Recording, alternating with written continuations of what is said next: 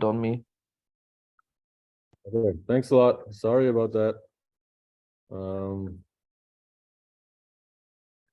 Okay, so we arrived here. Okay, so this is the reverse. So again, so if we go. Okay, so this was the noising process, the diffusion thing that we fixed. So this is not learned. This is just something we kind of fixed, to add some noise in a controlled way. And now this is our reverse process where we're kind of removing noise, and as we're removing noise, we're locking ourselves into like a specific trajectory where then once we have like the rough picture, it's all about refining.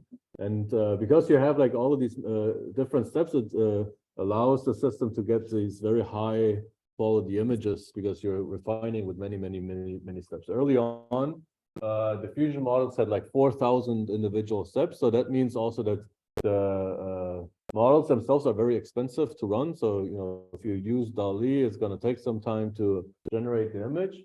And so this is different, for example, to GANs or normalizing flow, where you have like one single shot neural network. So here you're like, for every time step, you're evaluating a neural network that is potentially very costly and use a lot of GPUs. But the gain that you get is that you get very high quality images. Okay, I just wanted to see, am I on the right? Okay. Great. Okay, so this is diffusion models. So just like some interesting failure cases for diffusion models. So it turns out that diffusion models, I mean, looks very impressive, but it's very difficult apparently for diffusion models to generate hands. It has something to do with like in the training data sets, like you rarely have images where like the person like is like this, right? And so a lot of times like the hands are kind of hidden or you're grabbing onto something. So like the structure of the hand is very complicated for the diffusion model to learn. So I mean, it roughly looks right. So like all the textures and all of this is right, but I mean, just like the semantics are just not really captured. And so that's kind of interesting. So keep this in mind because now you have something like this, right? So you had like some kind of tweet about, how protests in France, you had like, some protesters huddling with the police and something like this. And so that looks, like a emoting and, important like press picture or something like this. But if you look closely, this police officer has 6 fingers, right? And so this is very likely AI generated. And so you live in an age where, things that look like press pictures are actually generated by machine learning models, and, adds to like all these different topics on disinformation and, how do you can you trust the content that you see on the web? So not only, so you'll not be able to trust anymore any video, you'll not be able to trust pictures, you'll not be able to trust text because it might have been produced by ChatGPT. And so we're entering a quite interesting era. Right now, it's still, you can use these strange artifacts to kind of still make out, what is AI generated and what is not AI generated. But, this is going to be fixed probably, fairly soon. So, watch out for this. And, if you end up going into industry and working on, AI models, keep these type of things in mind. Okay, so this concludes our review of generative models and unsupervised learning. So you have like all these different structures that we discussed. We have the generative adversarial network where you have like a generator on the right hand side, and then a discriminator that tries to that gets like an image either from the generator or like from the real data, and then it's trying to classify them. This was like this 2-player game. We had our variational autoencoder, right? So where we had our encoder, and so we go into some latent space, and then we stochastically go and sample like a reconstruction, and then we compare x and x prime. And then we had our normalizing flows, which we discussed last lecture, where we were basically using an invertible neural network or like a series of bijections to shape and the probability density from a very simple probability density, like a normal distribution, to something very complicated that looks like the data. And then, so the last thing that we discussed is diffusion models, where basically it looks like a variational autoencoder, but there's no bottleneck. And so and there are many steps in the encoder and in the decoder part. And so you're just kind of adding noise and removing noise stochastically. Okay, great. So this is it. So congratulations, you made it through the entire lecture. It was a lot of different content, and you know, not everything is something where you build an intuition right away. And so, you know, it's useful to kind of go back and review these things. And so I'll just kind of, in the last couple of minutes that we have, kind of walk through kind of what you learned over the last couple of months. So in the end, it turns out it's quite a bit. Okay, so in the first lecture, I think I showed this slide where kind of laid out kind of roughly what our trajectory is going to be, and it turned out to be roughly right. So at the very beginning, we had a lot of kind of introduction into what does it mean to, like, what is AI and what's the history of AI, what's machine learning, why do you want to do deep learning, and so on. And then we kind of split into these two paths. So we first followed this path on the top, right, where we had kind of like inference networks with different types of architectures. And then we had like generative models, which were the last couple of lectures where we you know, went through all these different generative models. And in the end, so actually I didn't think we would make it to diffusion, so there was no box for diffusion. And so, but I'm happy that we could cover this as well. So this was quite a bit of material. So lecture one, we had kind of just lots of kind of very high level introduction, how deep learning fits into like the general program of artificial intelligence. You know, it's part of machine learning, but not every machine learning system is a deep learning system, and not every AI system is a machine learning system, because you had also these rule-based systems and so on. And machine learning is really kind of specified by you know, using data in order to learn or, you know, train the machine, and not kind of use our own intuitions and so on. And then kind of the simplest machine learning system is something like the perceptron, and there you already saw kind of these inklings of kind of like a neuron and, you know, internal you know, incoming signals and an outgoing signal by some kind of activation. So lecture two then was a lot about like statistical learning theory, you know, where we basically define learning as search. And we had our like little like statistical learning diagram with the hypothesis set and risk. And so this might all kind of seem like ancient history to you.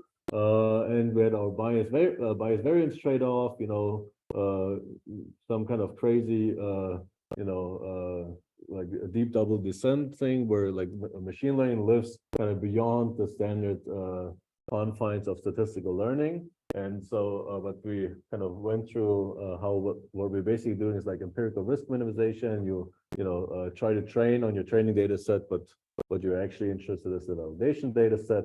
Then we had our third lecture, and here we basically, you know, defined our inference as like this forward KL variational inference, where we had like this wrapping distribution, and we use basically neural networks to predict the parameters of these distributions, and you know, how we use kind of gradient descent in order to train these things. So we had like our soft perceptron, because we want to have gradients and not something super you know, binary. So this allowed us to kind of do gradient descent. Then our lecture 4 was then about, okay, finally we went to deep learning. So we're not only doing like perceptrons, which didn't have any hidden layer, and so, but we have like hidden layers, and so this already counts as deep learning. And you know, how, you know, unlike the perceptron, which had very limited in what kind of functions it can express, you had like, even with a single hidden layer, you could do like a universal function approximation. And we saw, okay, how going deeper is actually better than going wider, even though you have the same number of parameters. And so we discussed all these different things. Then finally in lecture 5, we had a, you know, we discussed how to compute gradients in an efficient way. So this is backpropagation, but backpropagation only one version of automatic differentiation, where you also have forward propagation. And you know, there are all these like Jacobian vector products and vector Jacobian products. And so this is kind of how all of these modern deep learning libraries work. And I forced you to implement backpropagation by hand, so that whenever you use TensorFlow or PyTorch, you're happy that you don't have to do it. Then lecture 6, we had we discussed optimizers, how to initialize neural networks, and then finally we arrived at these modern machine learning libraries. And then we kind of finished up with our kind of like a generic machine learning introduction, and now we transition to discussing individual architectures. And so we had our convolutional neural networks, and we saw how, unlike feed-forward neural networks, symmetries play a big role, or invariances, inductive bias, how you can constrain the function space, and how you can shape the function space using residual connections so that you have these nested function spaces. And after convolutional neural networks, we went to graph neural networks, that is kind of like a nice generalization of convolution, where convolution looks at its like immediate neighborhood in the 2D grid, but then you have maybe like more generalized understanding of what the neighborhood looks like. And so here was all about like permutation invariance and so on, like a different type of symmetry. Lecture 9, we had like then recurrent neural networks, where we had this discussion that it's kind of like a von Neumann architecture, and these are Turing complete systems that have memory and so on, and where you can kind of see how the internal state is reacting to new types of input. Then lecture 10, we had attention. It's we basically let the network decide where to look, and it's very powerful. And this is what powers transformers and ChatGPT and these things. I understand the exercise for the attention was maybe a little bit difficult, but it's one of the kind of most important ideas in deep learning today. And then we transitioned, after transformers, we transitioned to generative models. So we had VAEs. So we had first normal autoencoders and variational autoencoders, where it was about kind of shaping what the latent space looks like. So here on the left-hand side is very unruly, on the right-hand side is nice and compact, and kind of like a simple prior that emerges. And then we had generative adversarial networks, where you had like this two-player game. And so this is really, they're very difficult to train. And so by now it fell a little bit out of fashion given diffusion and all these things. So this is really what started this crazy trajectory of, generating images where you can't tell whether or not it's real or fake. And it went very quickly, right? So every year was kind of like a, qualitative jump.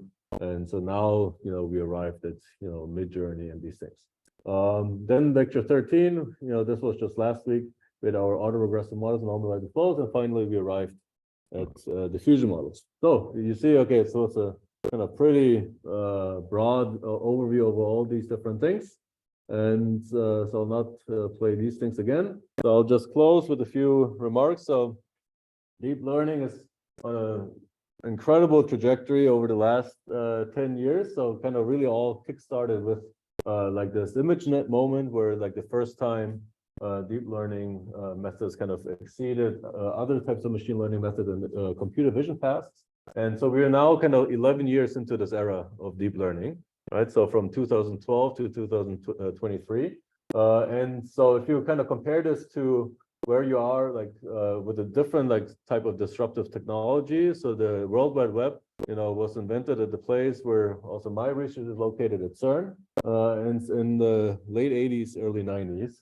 And so then 11 years on, so the 90s were kind of like a very blooming period of like, what people imagined the internet could do, right? So suddenly people had a lot of ideas of like, you have like Amazon was founded and like all these like e-commerce and everybody got a website and these things. But I mean, if you look back now, so to like, okay, where you were 11 years after the invention of the World Wide Web, it was 1999 or 2000. This is what kind of Google's office looked like. It's like a two-person garage. And so this is what the Google website looked like. Actually fairly similar to what it looks like now. But I mean, in the meantime, it became one of the kind of most kind of influential tech companies in the world. And so this makes you think, okay, this was, we're basically in deep learning. We're like in the 1999 of deep learning, right? So there's a lot of kind of successes. You know, we have the first disappointments, things that don't work, like self-driving cars. You know, like a couple of years ago, a lot of people thought self-driving cars were kind of around the corner, and so there's lots of hype. You know, and sometimes it doesn't pan out. But you know, at the same time, we're still very early in the game, and so looking back, I mean, like the 1999 internet looks primitive. There was no iPhone, there was no Facebook, there was no TikTok, there was no whatever, right? And so, you know, by now you have like internet in your toaster, and so it's gonna be quite interesting. You can kind of maybe you remember in 24 years to see where the world is in terms of artificial intelligence and deep learning in 24 years, which is kind of like the 2023 of you know, the World Wide Web. Okay, so whenever you work with machine learning, make sure to keep in mind that with great power comes great responsibility, and all these things are, you know, not actually intelligent, but you train them, and you know, you're responsible of, you know, what type of training data you're training them on, and so on. And so it's not something that will, like, not a responsibility that will be taken away from you. And okay, so I'll close with this. If you want to continue working on machine learning, next semester we'll again have a data science seminar. We also do this lecture again, but okay, you already heard this lecture. But we have a seminar which is closer to research topics, and we go through papers and so on. We try to re-implement the papers. Also, if you want to write like a machine learning plus physics master's thesis, let us know, and we can try to find a topic for you. So my chair, I mean, I'm a particle physicist, but also my chair is called data science and physics. So I'm very open to co-supervising a machine learning thesis, which is also different, like in a different kind of physics area. Okay, so I'll close with this. Thank you very much for you know, always showing up to these lectures, and yeah, have a good break. Bye-bye.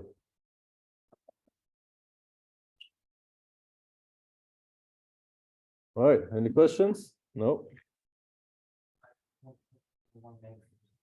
Yeah.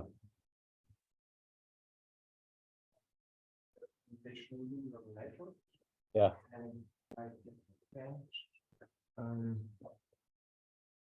We then did tooling the last year. I'm interested. We had 5 or 10 inputs.